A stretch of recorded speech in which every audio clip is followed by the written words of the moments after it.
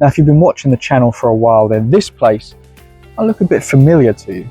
Of course, last time we were here, we got a bit drenched with the torrential downpour, but today in Madeira, it's a very nice warm day, at least for now. Perfect weather to do some exploring. So come with me as we explore Madeira.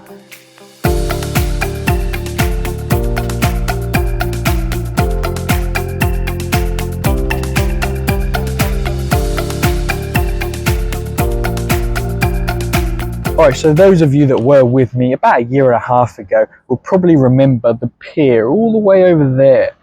It looks a bit different from the last time we visited because there was an archway, I remember, and it was torrentially chucking it down with rain, which it isn't now. But that is the pier that we got to last time we were in Madeira. And as you can see, I've already travelled further into Madeira, but now I'm looking at the camera, I can see there are some dark clouds coming, so maybe the rain is coming after all. Alright, and if I just spin you around from where I am at the minute, you can see this kind of Simpson looking building over here. So this here in Santiago Fort, colloquially known locally as the Yellow Fort. I can't imagine why, and it looks like we have a friend who's coming to join us here on the set. How you doing, man? He seems to have got a bit of stage fright now that I've called him out on it. Anyway, yeah, give it up for Jeff for taking part in the video, mate. Appreciate to have you here. But on to the fort. So this is a 17th century fort that we're going to go explore. And it looks like Jeff might be coming with us, actually. I'm not entirely sure. Okay, Jeff's just flown off, so don't worry about that. But we are going to go explore the fort. So come with me as we explore a little bit of history.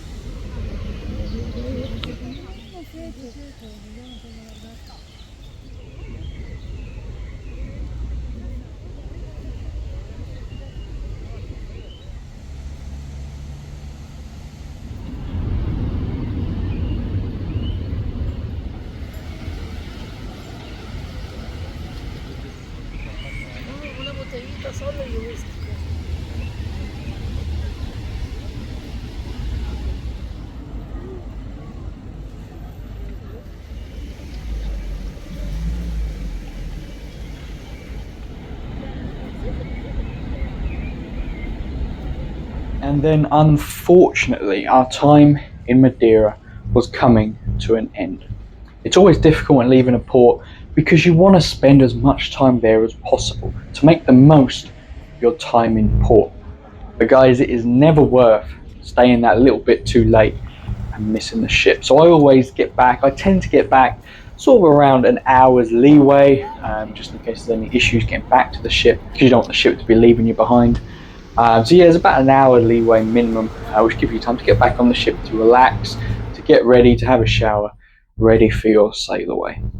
And here we are then, we're back on the ship, and look, even Ellie's joined us for this grand occasion of being back on the ship. And I'm going to put you down because I don't want to drop you, because I think your head might fall off. So yeah, we've got back about an hour to spare, so we'll be sailing away in about an hour and a half, which gives me time to have a shower, to get all the sun lotion off me, to maybe get some food, and to enjoy a nice sail away. Does that sound good? You don't really get a say, because I'm kind of the one running the show, so that's what we're going to do. So come with me as we just cut my head off, as we sail away. Apologies for that. I just realised I was talking to the engineers as well, and they probably don't want to know the information about the departure. Hopefully they're aware of it already. So we're just waiting on two guests. As soon as they get on board, we'll be casting off the lines, making our way out of the port here, leaving the beautiful island of Madeira behind us. And I do hope you had a very enjoyable stay here and made the most of the beautiful sunshine that we've had as well. So once we get clear of here, we're turning ourselves on an easterly, heading off towards the Gibraltar Strait.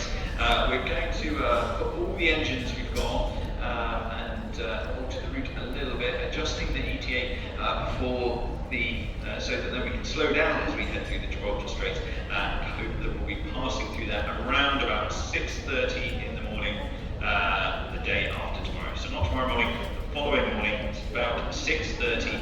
We should be passing the Rock of Gibraltar, but I will give you an update on that, and I think that's a little bit more civilised time, because I know a number of guests are wanting to get on the sea entry, and it would be about the time you were going to bed at about 4 in the morning. So we've adjusted a little bit, so hopefully around 6:30 or so, which is a little bit more civilised, but that's straight to overall though, we've got 676 nautical miles to go, so as I say, speed about 17 knots to start ourselves off. The weather forecast expecting some fairly light winds actually, but there is a little bit of a swell starting to build from the northwest, but that will be sort of on the port also, so nothing too uncomfortable, I hope. Right, well, aside from putting your clock forward, is that tonight? Doing clocks forward tonight, 1 hour, so don't forget to put your clocks forward 1 hour when you go to bed tonight. But don't let that dampen the spirits. Make sure you get around the ship and enjoy all the entertainment and activities.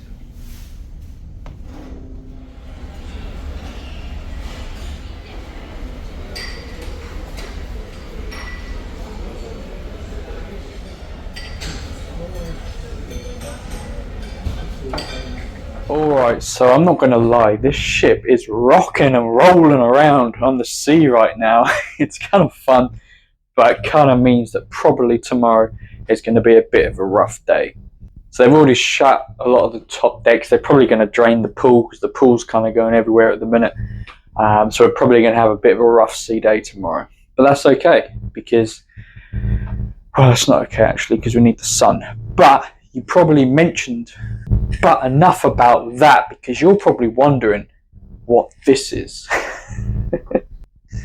And we now have, I mean, I don't even know what animal this is. Bob. We're going to call this one Bob. How about that? Look at this, look. How they do this, I don't really know, but I'll let you have a closer look at this. See what's going on. I believe it's 2 towels. You've got the small one and the big one. And there you go. Look at that. It's amazing. It's utterly amazing. So there you go. From me and, what's your name? Bob. From me and Bob, we're going to say goodnight, and we're going to say, get ready for a rough one tomorrow. And to answer the question, does it always rain in Madeira? I think you'll find statistically, yes it does. Well then.